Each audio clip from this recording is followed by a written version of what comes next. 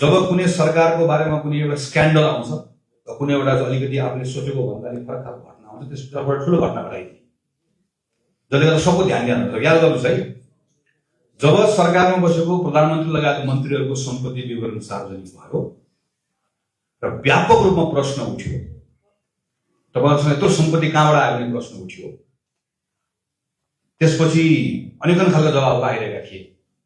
त्यही बेलामा गृहमन्त्रीजीको एउटा कनेक्सनको कुरा भएर आयो र गृहमन्त्रीजीले राजीनामा दिने अवस्था आयो र एकैचोटि व्यापक रूपमा यसको बारेमा जताततै त्यति सामाजिक सञ्जाल याद गर्नुहोस् है, त्यो बेला जताततै प्रश्न उठेको थियो।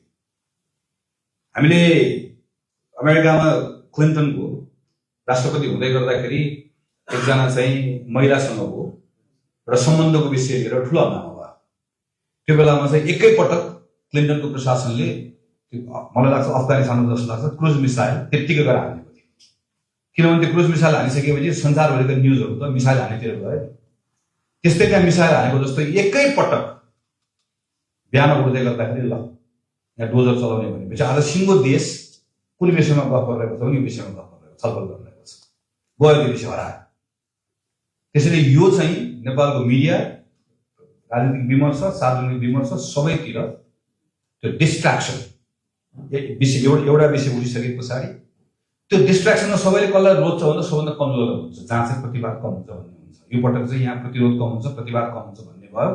त्यसैले चाहिँ ती कमजोर वस्तुहरूमा त्यो भने कमजोर पनि अर्थमा भन्न खोजेको भने जो आफै अप्ठ्यारोमा थियो, यो ठाउँमा गएर मैले पेल्न सक्छु भन्ने हिसाबले आएको एउटा कुरा हो।